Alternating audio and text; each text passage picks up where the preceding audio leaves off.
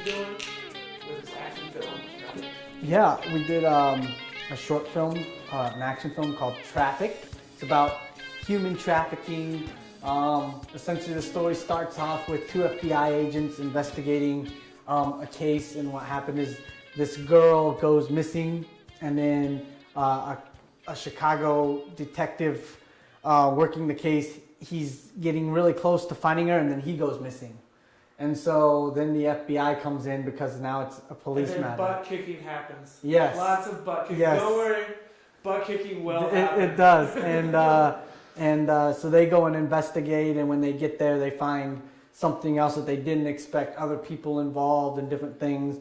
And so they finally find the cop, and they track him to a place, and they believe if they find the cop, they'll be able to find the girl who's been missing for about 8 months when the story starts. So that's kind of the story and everything, and you're in it, and you play Italian gangster, so there's some good fight scenes in there and everything. So, you know, it's exciting. It should be a lot of fun. You had some cast and like makeup and people that came from like miles and miles away, Minnesota, Wisconsin, Yes. Des Moines, Louisiana. yeah. Yeah, we had a stunt guy, some stunt guys from Louisiana who came up and helped, and he was my assistant director, and he's done a lot of action stuff and everything, and it does a lot with the Asian community and acting and filmmaking in Louisiana. Okay. And then I had another guy. His name is Toom. He is from Wisconsin, and I know this is live now, but it airs tonight. But if you get to watch the next episode of Chicago Fire tonight on Halloween, he's on that episode, so you'll get to see him in there. Right. So he's in the building. The firemen are going to go up and pick him up. Well, you know, by now they're going to watch it on demand anyway. Oh, yeah. Right? Who watches TV live? Anyway? So yeah, if you guys have a chance, check it out. He's on Chicago Fire. You'll see him and his. What's his last name? Konkeo.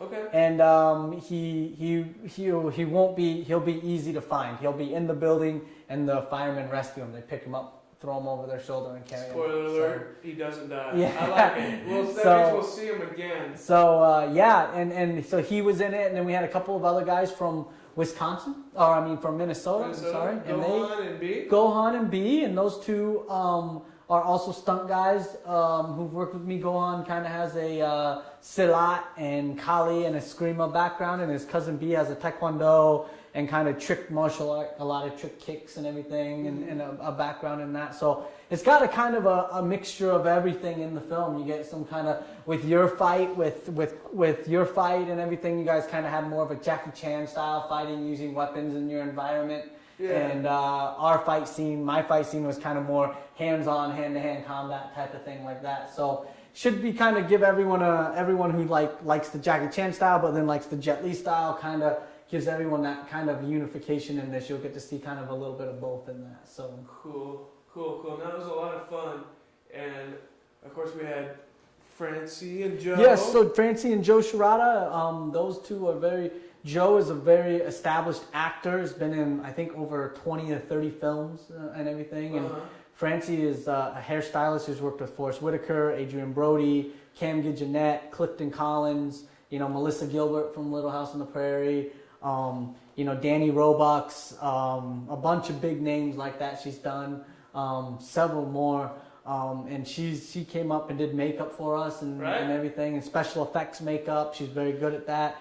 So you'll get to see some of that in the film and everything like that. And makeup, a lot of people don't think about makeup, but it's one of the biggest things that affects a film, because everyone just kind of comes in looking the same, it's not an effect. But if you have people have different looks or different styles or different hairstyles. Right. Well, when I saw Toom afterwards, I forgot. It's like, he looked messed up. Yes. With the decor that she put on his chest and face, I was like, whoa, somebody better call the police. This fool is jacked. Yes, she does a very good job with bruising and cuts and different things like that. And yeah, there's just it was a lot of stuff, and that's an important part, I think, that people forget about in filmmaking. Even if you're doing just a short film, people say, oh, you don't need hair and makeup, or you don't need this, but I think it's one of the most important things, because it's what makes the audience believe. You see one pimple and you're like, oh, the production must not be very high. You see one pimple and exactly. like, wow, they have this beautiful actress, but there's this black head right there. I can't and especially when you're Especially if filming you're- in like high definition or 4K or 6K or anything like that,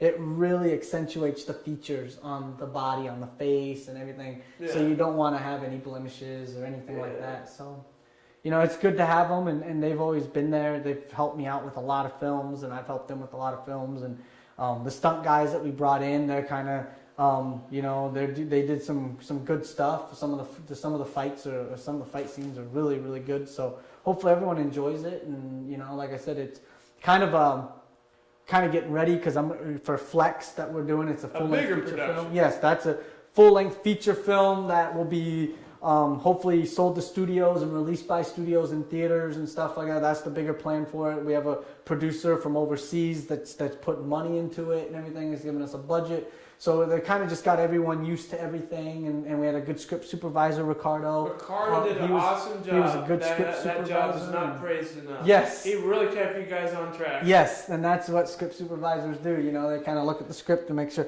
okay, we got to make sure you get this done, make sure you get this. This is what you got to get done. And sometimes you're like, yeah, I know. Yeah. I know. Other times you're like, oh, yeah, we got to fix that. Yes. So and you know, and he did a really good job, and he has special programs for that and everything, and his iPad that he can, you know, swipe and do all cool stuff. You know, I don't understand it, but he does, so it's good to have him. And you know, when we do a bigger production, we'll have a lot more crew members and more people to help him and stuff like that. So let's watch the clip.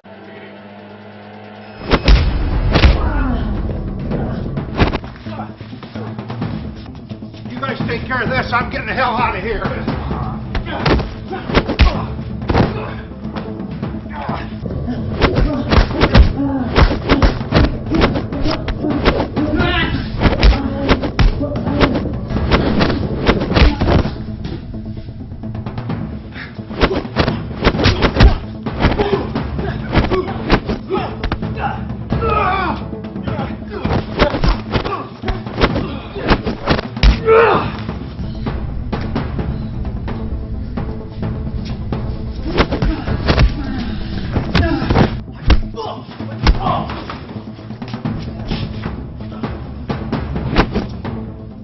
So yeah, that was just some of the action that you're gonna see in it. You know, it's not all of it, but it's kind of the fight scenes. I just kind of wanted to give you people a taste of kind of what our action sequences look like. You know, I think each in an action film, each action choreographer, stunt coordinator, fight choreographer, you know, I think they all have their own kind of style. And so when you watch it, you go, oh, you know, Yuen Wu Ping, you know, was the fight choreographer, or that was his style, or Donnie Yen did that. You know, it just kind of, they leave their mark. So, you know, for me, I kind of wanted to leave my mark on that. So like I showed the difference in that, you know, difference cadence. Your fight was totally different from our fight. So you kind of saw that. You saw kind of how your fight differed from our fight. So. And that, you know, and then, you know, we lead into other filmmakers and other action directors, but I know that you're working on a big project, so why don't you talk about that a little bit? Me? Yes. Oh, well, yes, I am. I'm kind of inspired by some of Nick's work.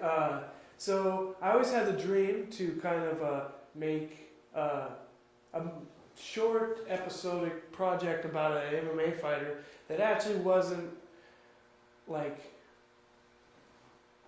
a short about MMA fighter in low-level MMA, and then to kind of show the different perspective, because it's so. I always thought it was so hilarious that there's people that don't know the difference between the UFC and like just small, just barn fights. Oh, sure. To everybody, there's no difference between GSP and, you know, Uncle Dave. Yeah. You know, there's just this interesting dynamic, and people are really intense.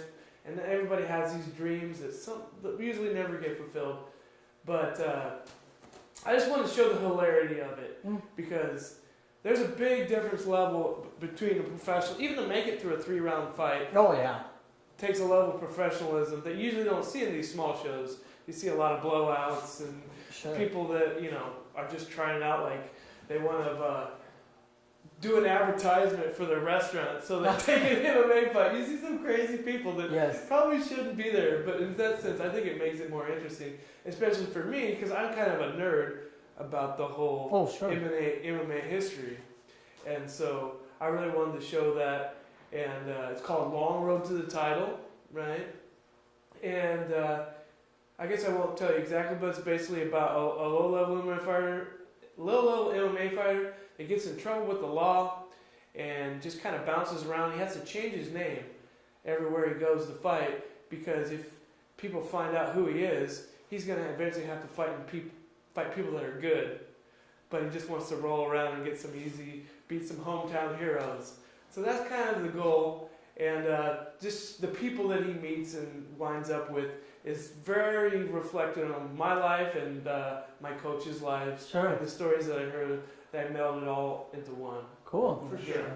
I do like the... I think the deal is, though, on these small level shows, people are still looking through the lens of Conor McGregor or GSP when they really need to be focused on, how am I going to win this fight? How am I going to make weight? How am I not going to... exactly. How am I going to last longer than a minute? Mm-hmm. And I just kind of wanted to show, just not necessarily have lowered expectations, but it's always about Rocky pulls off this, underdog win. But it's like, I think there's more to it than just winning. Yes. And and there's a lot of MMA is such a big thing now. It's so huge now. Everyone knows it, So that's a good thing too, is you can show it, and I think MMA fans now are getting more educated on it, and then when the UFC first came out, I think everyone was like, no one knew what this was or knew what it was. And now I think now that the UFC has gotten so big and MMA has gotten so big, I think now the fans, it's similar to football fans. I think the fans understand, you need to have a little bit of a background in something to be good. You can't just pull Mike off the street and go, Mike, we're going to put you in the ring with this guy. I don't know. Have you seen Derek Lewis? Who? Derek Lewis? Oh, no, I haven't seen him yet. But he's hilarious. And he got a title shot because he's hilarious. You didn't know that, you know. No, it's just like that. If it would just be the same, as you do judo and everything, it'd just be the same if I just grabbed Joe Schmo off the street and said, you're going to go against him in judo. And he's like, oh, I'm a wrestler. That might help him with certain things and good sprawls. Modified rules, yeah. He got sprawls and stuff, but once you get him to the ground, he's, wrestlers don't know how to protect the arms from arm bars or chokes or, and doing also with the gi is a lot different than without them. So, thanks for tuning in to the Iowa Martial Arts Forum. We're going to be working on a podcast, so if this isn't enough content for you, we're going to blast you with it. And we have all kinds of local Iowa martial artists that can call in and just tell us about the gym and the lifestyle and what's it like training here and unique things in Iowa. Outside the city, more in Sioux City. So we'll be able to give you